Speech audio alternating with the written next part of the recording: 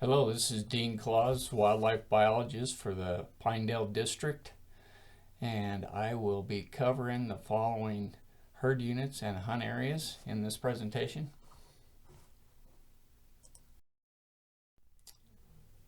The Sublette antelope herd unit is made up of 11 hunt areas. 7 of those are located within the Pinedale region, and the population is well below its objective of 48,000. And estimated around 25,000. A combination of winter conditions and Mycoplasma bovis bacteria during the 2022-23 winter resulted in significant winter die-offs in the Pinedale region, but also throughout the herd unit.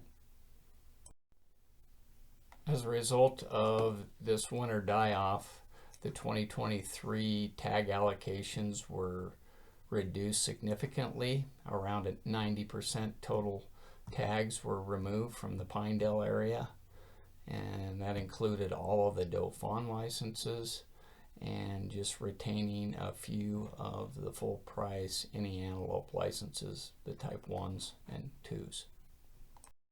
Preseason classification counts have not shown much recovery in these hunt areas within the Pinedale region, and therefore the 2025 hunting seasons will remain conservative with a low number of licenses available in most hunt areas.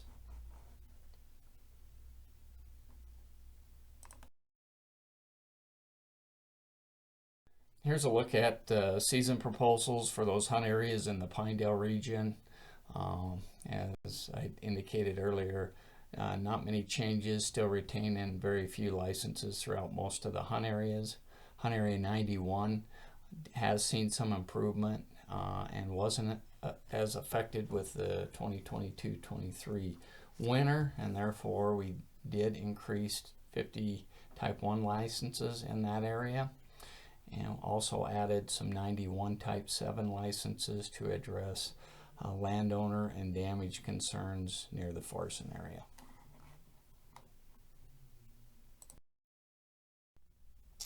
The Sublette deer herd is made up of 14 hunt areas. This herd unit overlaps with 3 different game and fish regions, being the Jackson region, Pinedale region, and Green River region. Currently, the population is well below its objective, around 41% below the objective of 32,000. The significant winter of 2022-23, in addition to that significant winter of 2016 and 17, resulted in severe winter losses, and therefore that population is still kind of in the recovery mode. The herd has started to rebound. The last year we have seen better fawn production, some of the best fawn production we've seen since 2006, in addition to overwinter survival was good in 2024. If this herd continues to see good production, overwinter survival, and mild winters in the next several years, we anticipate this herd will show some pretty fast recovery. The buck ratios within this herd unit remain right around 34 per 100 within the herd unit objective of 30 to 45 bucks per 100. The 2025 hunting season will remain conservative with some additional opportunities in the general season by adding 5 days. In addition, we are planning on bumping up some of the non-resident Region H licenses from 350 to 400, so increase of 50 licenses.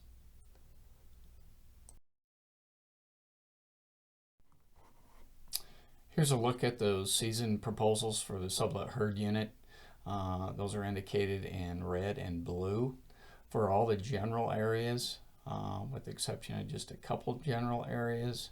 That season will now be September 15th and extended to September 30th. There will be an addition of a doe fawn type license in 131, that type 7, to address damage, and then some reduction in white-tailed deer licenses in the Jackson region.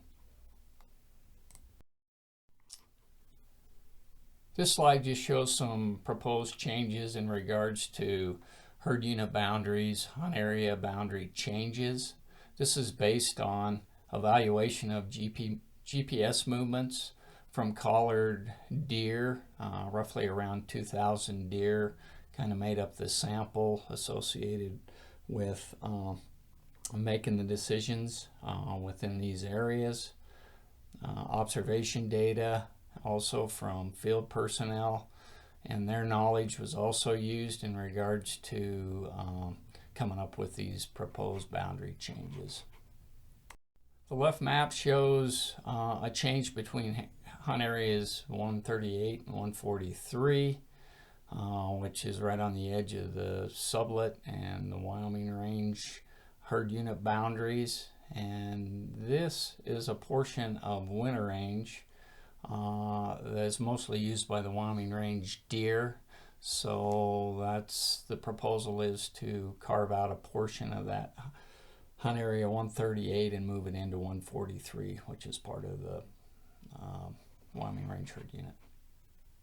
The middle map shows another proposed change among hunt areas 146, 155, and 156, where many deer from the upper Wind River Dubois herd use this area during the spring, summer, fall, and that has resulted in discussions in regards to modifying that herd unit boundary. So essentially what you're looking at is moving 156 and a portion of that 146, old 146, into that upper Wind River Dubois herd unit, and then also retaining that other portion of 146, but getting rid of it and dissolving that into hunt area 155, which is already part of the Sublette herd unit. The map on the far right just kind of shows these different herd units, and even that letter designation in there has to do with the non-resident regions associated with it. So you've got the Wyoming range in non-resident region G, you've got Sublette non-resident region H, and the Dubois Wind River non-resident region L. And those circles just represent those areas we just discussed on just kind of where they're at. And we don't anticipate as a department that this will really result in any impacts to residents or non-residents. So if you have comments on that and disagree with us, please let us know. Thanks.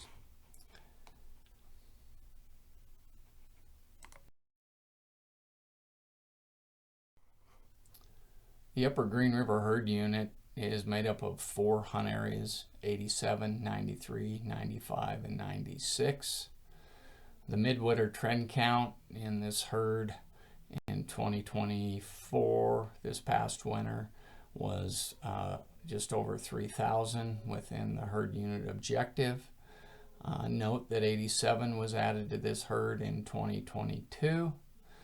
The 2024 harvest was good in most areas, but we still struggle with getting cow harvest on those years with mild fall weather, and on those areas where intact, larger private lands concentrate elk where there's limited public access.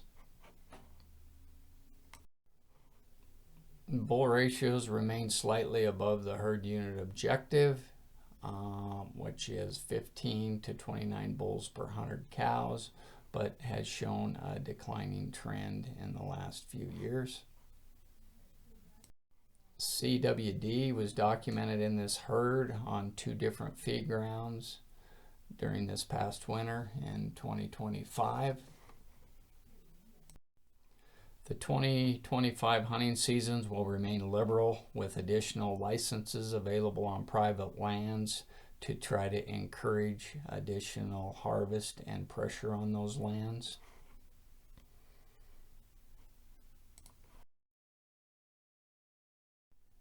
Here's a look at those proposed 2025 hunting seasons for the Upper Green River herd unit. Noted in red and blue are changes. Really pretty minimal changes. In 87, those type 7s will be valid in a portion of 84 to just encourage some further additional opportunities near and around that hunt area boundary of the Dale Creek feed ground around Ryling Draw. And then in both 93 and 96, the addition of type 8 licenses. These are unlimited licenses that are only valid on private lands. So a note of caution, it's best you don't purchase those unless you have access on private lands. And that is just, again, like I had mentioned earlier, to encourage harvest on some of those private lands and pressure, move some of those elk around, and maybe enhance even other opportunities on public lands adjacent to those.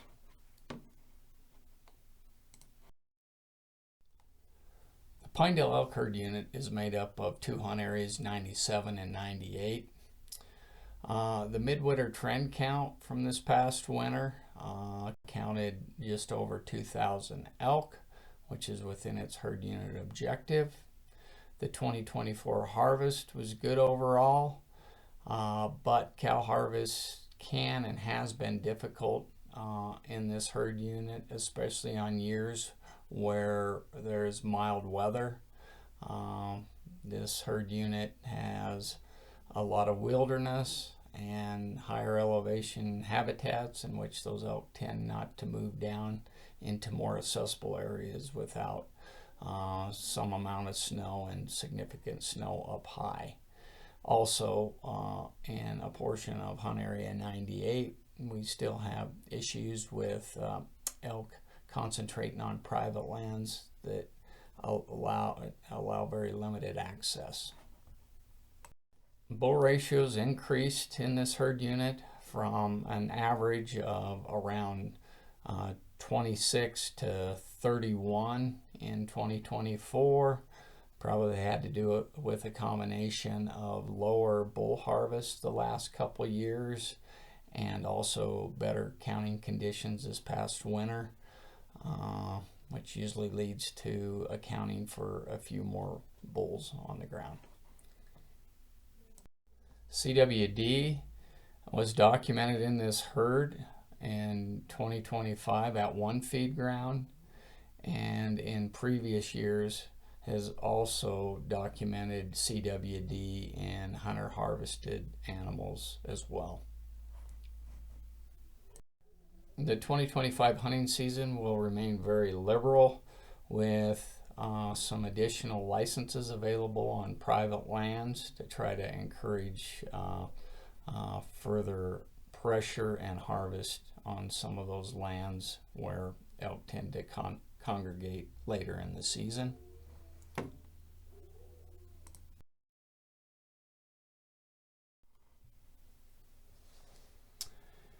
Here's a look at the 2025 hunting seasons for the Pinedale elk herd.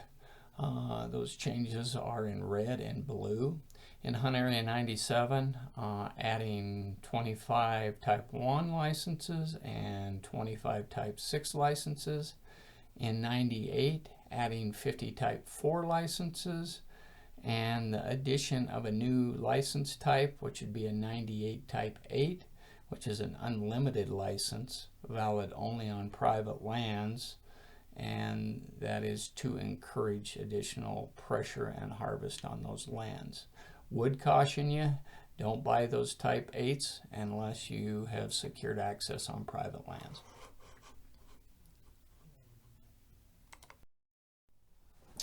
Area 99 is part of the South Wind River elk herd unit. Other areas within the herd unit include 25, 27, and 28 located within the Lander region. Since the tough winter of 2016 and 17, our postseason classification counts have fluctuated quite a bit in Area 99, and we speculate that many of these elk that typically used to winter in 99 are wintering elsewhere, and that's the reason that the fluctuations depending on winter severity changes within our counts in this particular hunt area. Hunter success remains good for the Type 1 licenses and always has been more variable for the Type 4 licenses. So we really don't have any concerns and feel that although elk are wintering elsewhere from this hunt area, that they're still returning for that spring, summer, fall period. The 2025 hunting seasons in Area 99 will remain the same as they have in several of the previous years.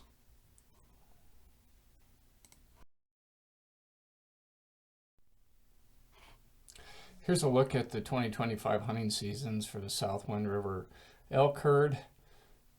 Area 99, as indicated earlier, no proposed changes.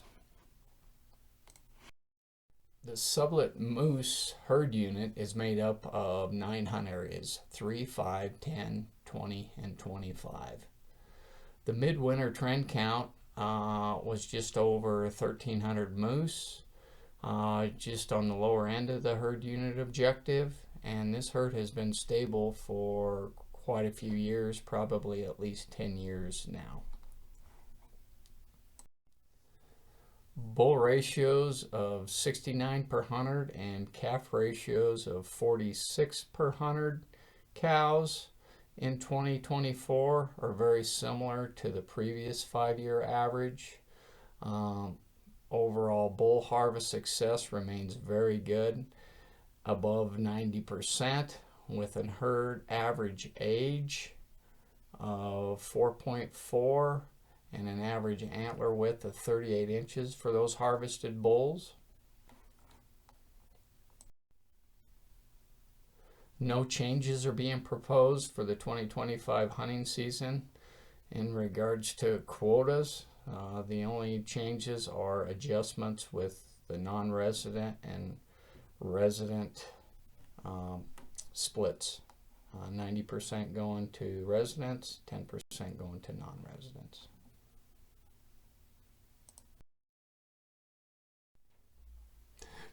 Here's a look at the Sublette moose 2025 seasons.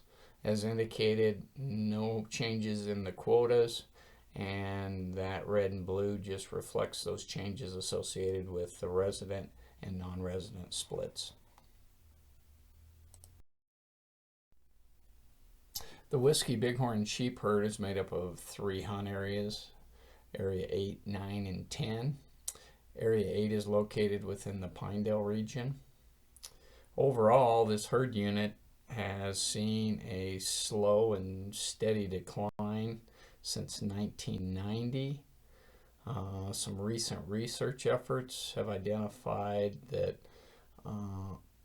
pretty much all sheep throughout the whole herd unit have several pathogens that cause pneumonia and have really been affecting lamb survival for the entire herd. The research has also indicated that poor habitat quality could be issues in some of the areas as it relates to the body condition and fat measurements of sheep in this herd. Specific to hunt area 8, these overall low numbers have of course correlated to low ram numbers and very poor success in area 8 in the past 5 years, which has actually triggered reductions in tags from 12 tags in 2017 down to 2 tags in 2024. Hunter success has been poor. This past year of 2024, 1 out of 2 hunters were successful for a 50% success, while the previous 5-year average has been 32% success. The 2025 season will remain at 2 licenses in Area 8, the same as in 2024. Here's a look at the Whiskey Mountain Bighorn sheep seasons for 2025. A total of 12 licenses available, 2 in Hunt Area 8, and 5 in Area 9, and 5 in Area 10. This concludes this presentation, and here's a slide just showing where you can access and send your comments to, a comment deadline, and when the Wyoming Game and Fish Commission meeting is in regards to approving our 2025 seasons.